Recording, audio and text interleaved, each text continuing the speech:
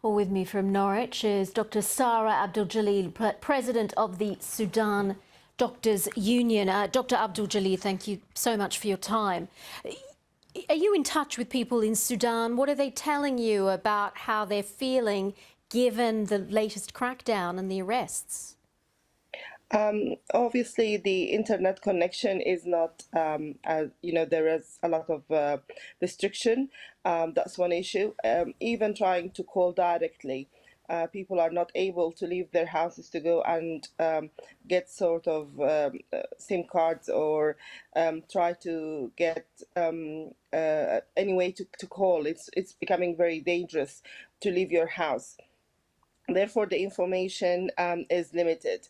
However, the preparation for the civil disobedience is going. People feel satisfied with the organization of that so far. And the fear is about the response of the TMC and of the RSF, the Rapid Support Forces, or the Janjaweed, today, in the next 24 hours.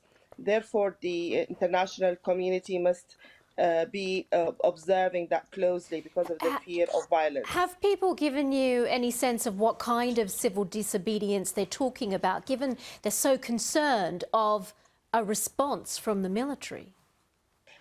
What we are calling for is a national complete civil disobedience in all sectors, apart from emergency cover, for example, in the medical field, saying that it's becoming even difficult to provide that with the invasion of the hospitals, with the fear about traveling from home to the hospital that you will be attacked on your way to go there. So the civil disobedience is to paralyze the TMC. So are we talking about strikes? Is that what we're talking about? Both strike and civil disobedience. It's very difficult in this situation to strike and go to work and sit there and talk about your rights. You will be subjected to shooting or killing or detention. Well, given what you're describing, and we have seen the arrests of these opposition leaders after they were speaking to the Ethiopian Prime Minister who's there trying to mediate, are you feeling pessimistic about the chances of protesters to push for and succeed in getting a civilian government into Sudan? No, I think we still positive that we will use all the tools that we have. However, the issue is not only about detaining the 4 people in the last 24 hours, even before Abiy Ahmed airplane landed in Addis Ababa. The main issue is about the terrorist group, the Janjaweed, that are, occupying most of the cities in Sudan. This group has to be identified as a terrorism group, and an action has to be taken. This is the main obstacle. I imagine there is a lot of concern about the Rapid Support Forces, formerly known as the Janjaweed. You're talking about some sort of intervention. What do you want to see? Do you want to see the African Union intervene with troops, or the international community? We don't want any army or any intervention in Sudan.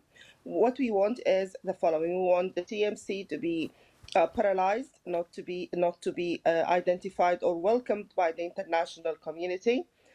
We would like a mediated intervention, so that will be swift, smooth handover of the power to a civilian government.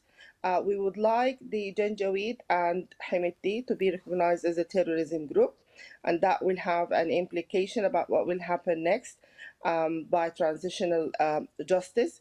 We want the detainees to be released. We want doctors to be able to go to the hospitals at the moment to save lives. There is a humanitarian crisis in Sudan for a country that people led a civilized, peaceful, non-violent resistance in the last 5 months. Dr. Sarah Abdeljalil, thank you so much for your time and for your insights. Let's get some of the day's other news now.